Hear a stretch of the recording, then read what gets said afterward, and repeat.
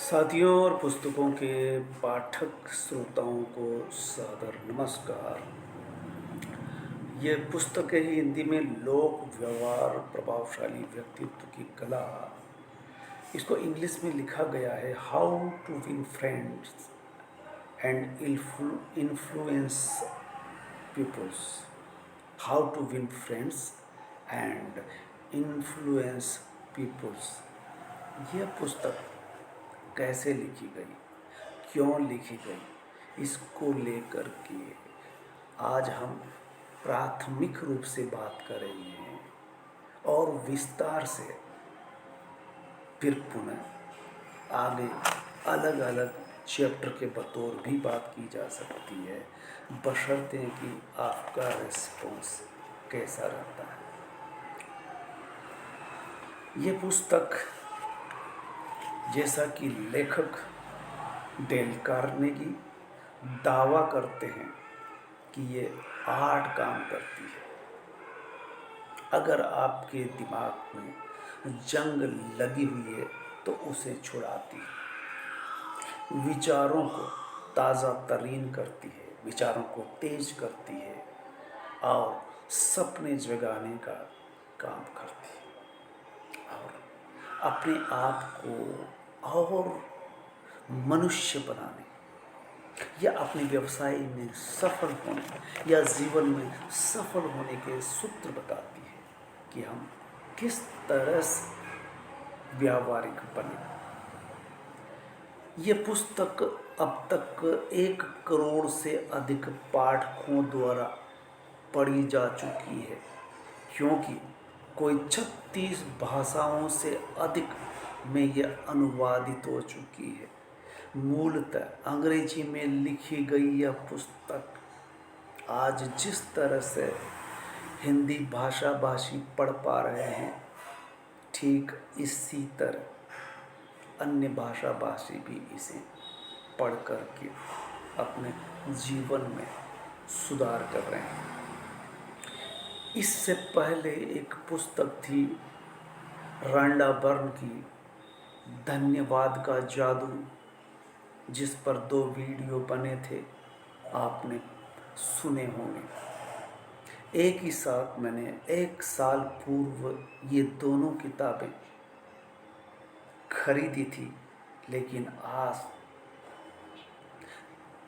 धन्यवाद का जादू पर बने वीडियो के महीनों बाद मुझे यकायक ख्याल आया कि क्यों न इस पुस्तक के बारे में मैं चंद बातें कहूँ, इसकी भूमिका बताऊँ, ताकि जिज्ञासु पाठक अपने जीवन में बदलाव लाने वाले इस पुस्तक तक पहुँच सके और इसे पढ़ सके। वीडियो कुछ हद तक मदद करेगा, इतना कि ये रास्ता बताएगा कि आपको पुस्तक तक पहुंचकर इसका पाठ न केवल एक बार बल्कि महीने में या साल में 2-4 बार करना चाहिए, क्योंकि लेखक ये कहता है कि ये पुस्तक नहीं, ये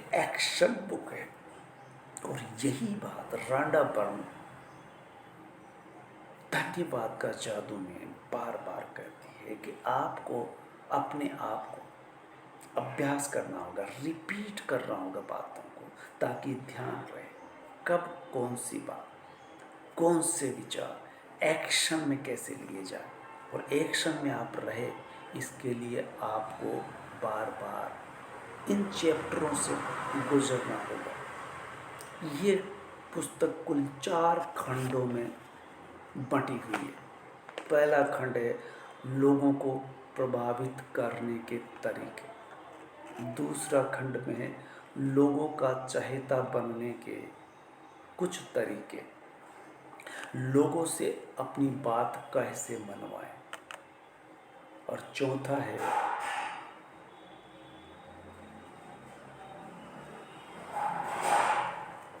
दूसरों को नुकसान पहुंचाए बिना लोगों को कैसे बदलें। यूँ कहें कि लोगों के दिल को ठेस पहुंचाए बिना उनमें बदलाव कैसे लाए या अपनी बात कैसे मनवाए। अक्सर शहद इकट्ठा करना हो तो मधुमक्खी के छत्ते पर लात नहीं मारी जाती। इस तरह की कहावत हिंदी में भी हो सकती है कि जब मीठा बोलने से काम चल जाए तो वहाँ तलवार चलाने की क्या जरूरत है। लेखक डेल कार्नेगी 1955 में मृत्यु होने तक कोर्स को सुधारते रहे, पुस्तकों पर लगातार काम करते रहे।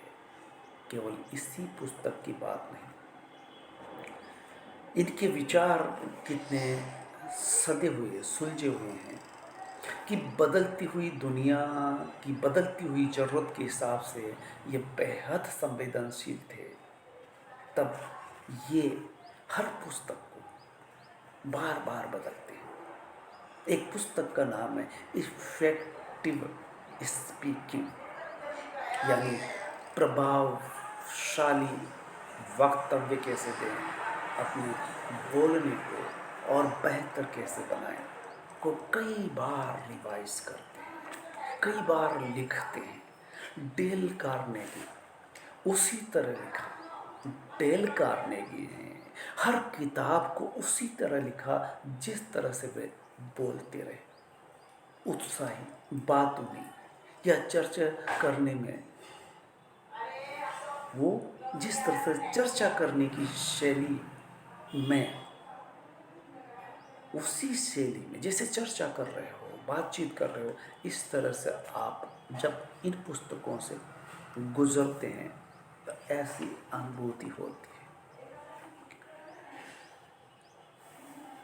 ये पुस्तक लिखने से पहले 1912 में शैक्षणिक पाठ्यक्रम के बतौर आप काम करते हैं।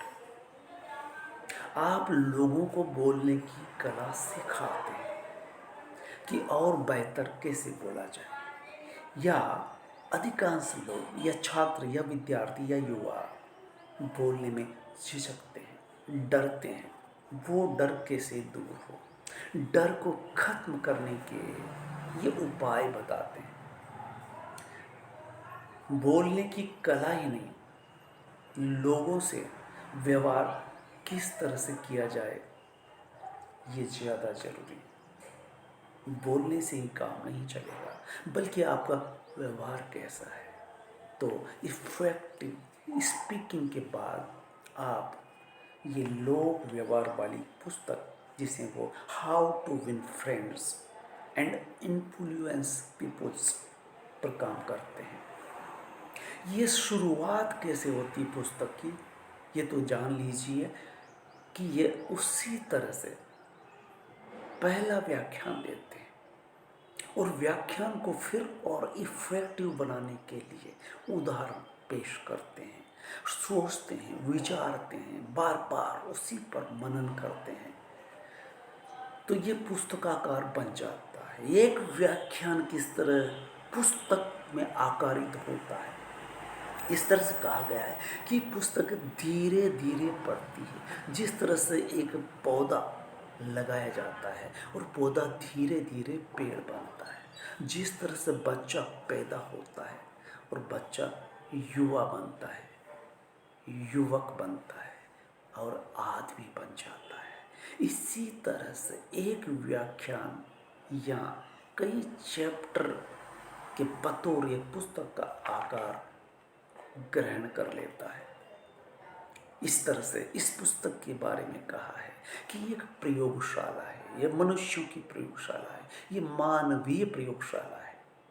आप इससे गुजरोगे और जितना इस पर काम करोगे, जितना कर्मशील रहोगे, इसलिए इसको ज्ञान देने वाली पुस्तक कहने के बजाय कर्मशील होकर के ही इसे जिया जा सकता है और बदलाव महसूस किया जा सकता है। डेल कार्नेगी जब ये 1955 में इस दुनिया से गुजर जाते हैं तब तक लगातार पुस्तकों पर काम करते हैं। इस पुस्तक पर भी लगातार 15 वर्ष तक काम किया। 15 साल के प्रयोग के बाद ये पुस्तकाकार होती है और दुनिया में एक तरह से भूचाल ला देती है। 36 से अधिक भाषाओं में अनुवादित होना, 1 करोड़ से अधिक पाठकों तक पहुंच जाना, ये इस पुस्तक के चर्चित होने और जरूरी होने की ओर इशारा करती है। इसलिए कहा गया है कि पुस्तक कर्म के बारे में, ज्ञान के बारे में नहीं। हर पुस्तक ज्ञान देती है, तकनीकी बताती है, सूचना ही देती है जिसे रटा जा सकता है। लेकिन ये एक्शन बुक है, ठीक वैसे ही जैसे रांडा बर्न धन्यवाद का जादू में लिखती है। उस पुस्तक के शुरू से लेकर के अंत तक आप सैकड़ों बार, हजारों बार धन्यवाद को रिपीट होता हुआ देखेंगे, सुनेंगे। ठीक इसी तरह से ये पुस्तक कर्म के बारे में आपको एक्शन बुक के रूप में इसे देखना होगा और ये मानवीय प्रयोगशाला में तब्दील हो सकती है। इसलिए इसको एक्शन बुक कहा है।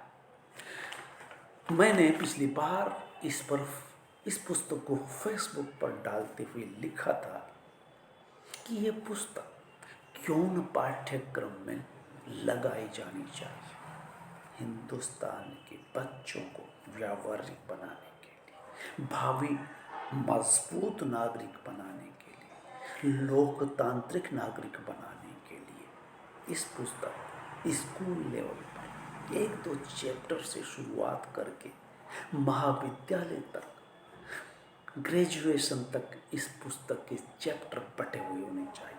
प्रथम वर्ष में 1 खंड, दूसरे वर्ष में दूसरा खंड, तीसरे वर्ष में तीसरा खंड और पहले इस तरह से 4 खंड जो इस पुस्तक में लिखे गए हैं।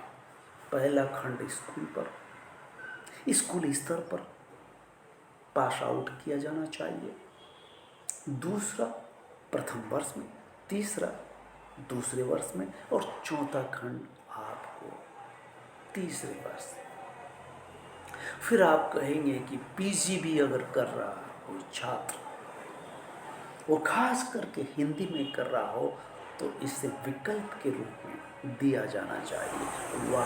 व्यावहारिक कार्यशाला के और प्रयोगशाला के एक प्रैक्टिकल के बतौर भी, जिस तरह से समाजशास्त्र और ज्योग्राफी में, साइंस में, केमिस्ट्री में प्रयोग किए जाते हैं, उसी तरह से इस पुस्तक पर भी प्रयोग के बतौर